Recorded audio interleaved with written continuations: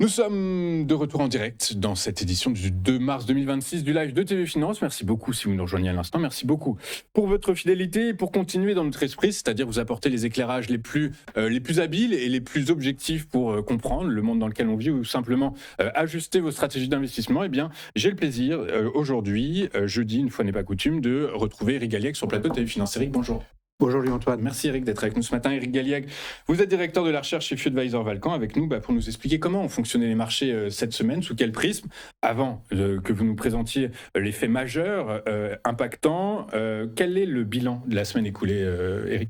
C'est un bilan qui est légèrement positif. Les marchés finalement ont rebondi sur des seuils, sur des niveaux de résistance extrêmement importants, notamment en Europe. On a rebondi de 1,5%, alors qu'aux États-Unis, on est plutôt stable sur les niveaux donc, de la semaine dernière, de la fin de la semaine dernière.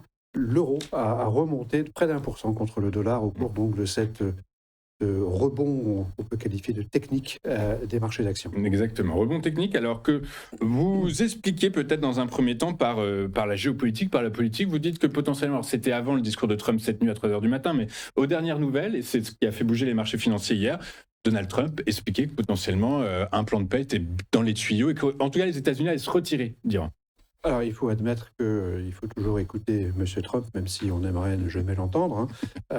Donc, effectivement, ce qui ressort de toutes ces récentes déclarations, c'est que ça devrait se terminer dans les 2 à 3 semaines. Voilà, c'est ça exactement. Alors, comme il dit beaucoup de mensonges et qui change tout le temps d'opinion et de position, c'est difficile à admettre. Mais effectivement, je pense qu'on peut le considérer comme un élément positif, à savoir que ça ne va pas durer longtemps. Il a compris que le temps joue contre lui. Les Iraniens l'ont compris aussi. Ça veut dire que, de mon point de vue, il n'y aura pas de cessez-le-feu du côté iranien. Exactement. Peut-être un cessez-le-feu côté américain. Exactement. La deuxième actu que vous mettez en avant, c'est l'évolution de l'inflation en Europe qui a surpris un peu à la hausse. Oui, alors c'est assez logique et on voit que ça se déroule très très vite, forcément, puisque l'inflation de type pétrolière se voit instantanément dans les indices d'inflation. Donc on a une hausse au niveau pan-européen, au niveau de la zone euro, de 2,5%. Donc c'est vrai que on baissait régulièrement depuis le mois de septembre. On se retrouve maintenant avec un gain important, ce qui effectivement montre bien que le prix du pétrole reste très important en Europe comme ailleurs. Et résultat, les modélisations, les anticipations de hausse de taux de la Banque Centrale Européenne ont été revues et évidemment à la hausse. Et alors donc on a un revirement incroyable sur les anticipations des marchés sur les politiques monétaires, c'est le troisième point donc de cette semaine, avec donc l'idée que désormais la BCE par exemple pourrait remonter ses taux de 3 fois au cours de l'année 2026, que la Fed ne les baissera plus, alors qu'on attendait évidemment une baisse des taux au moment de la nomination du nouveau patron de la Fed. Donc tout ceci est un chamboulement en très peu de temps, parce qu'effectivement nous avons un choc majeur, il ne faut pas l'oublier, il ne faut pas le sous-estimer. C'est un choc pétrolier, comme on dit, avec la fermeture du détroit d'Ormuz. C'est avant tout cela que les marchés retiennent. Exactement. Le choc pétrolier le plus important depuis 1970, selon l'aveu même du directeur de l'AIE. Voilà, bon, effectivement, il y a peut-être un peu de... Ça se discute parce que en 1973 et début 1974, les prix avaient été multipliés par 4. Donc on est passé de 3-4 dollars à 15-16 dollars le baril. Donc c'est vrai que en prix, c'était beaucoup plus important. Exactement. En tout cas, toujours est-il qu'effectivement, la semaine dernière, on se posait la question de savoir encore si la BCE et la Fed allaient baisser leurs taux. Cette semaine, on se posait la question de savoir si les deux ne vont pas les remonter. On finit ce tour d'horizon, Eric, avec, c'est surprenant, mais les révisions à la hausse des bénéfices des entreprises américaines. Alors oui, c'est vrai que c'est un élément important qu'on va bien sûr considérer comme significatif pour cette semaine et positif. Deuxième point positif de la semaine, néanmoins, c'est que les analystes financiers ont révisé en hausse leurs anticipations de bénéfices pour les entreprises du S&P 500, donc aux États-Unis, de 1,2% en moyenne 2026 et 2027, 1,8% sur 2026 simplement. Donc c'est quelque chose d'important, on le voit bien sur le graphique, avec des révisions haussières. Alors c'est vrai que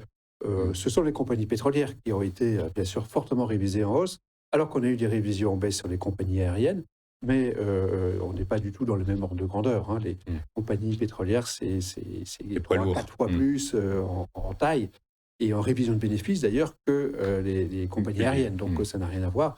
Et donc c'est ce qui explique pourquoi on a des révisions en hausse, avec un phénomène majeur ce mois-ci. C'est la très forte révision en hausse de Micron Technologies qui a été révisée de 30 milliards de dollars en hausse sur son bénéfice 2026, ce qui est gigantesque, et explique une partie, mais une partie seulement, de ces révisions en hausse, qui est bien sûr plutôt une bonne nouvelle, même si on peut discourir longtemps sur la pertinence ou le véritable effet de ces révisions et l'intégration des positives de la hausse des cours pétrole, en oubliant ou en éludant le côté négatif, c'est-à-dire le poids sur la conjoncture. Exactement. Et ils ont fait appel à leur boule de cristal, les analystes financiers, j'ai l'impression un peu là. Ok, du coup, par la force des choses, eh bien, cette synthèse et cette semaine est neutre. Elle est neutre, c'est la première fois depuis de nombreuses semaines qu'on a une actualité neutre, hein. Je rappelle qu'au cours des 2 derniers mois, avant même d'ailleurs le déclenchement de ces opérations militaires en Iran, notre analyse critique de l'actualité était très négative. Donc on se retrouve avec une forme de stabilisation qui ne remet pas en cause, malheureusement, la tendance lourde avec un niveau de risque qui reste toujours élevé, voire très élevé selon nous. Et par contre, c'est le niveau d'allocation qui a été revu, j'ai l'impression. On a revu en baisse à Mmh. nouveau cette allocation. On était à 100% à la fin février, on est à 70% sur les actions Sur les actions européennes. européennes Et et américaines, américaines. Donc dans notre méthodologie, à minima, on est toujours à 50% en actions. Donc on est passé de 100 à 70. Donc on a enclenché le deuxième niveau de sous-pondération des actions.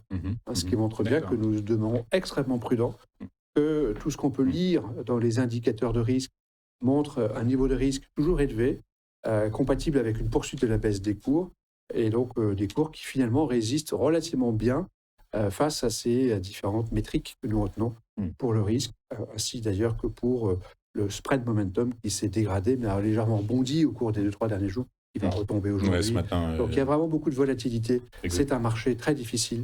On propose surtout plutôt de s'abstenir dans un tel contexte. C'est le bon sens qui le veut et nos indicateurs le confirment. Exactement. La meilleure stratégie, c'est probablement de ne pas être sur les marchés financiers Oui. actuellement.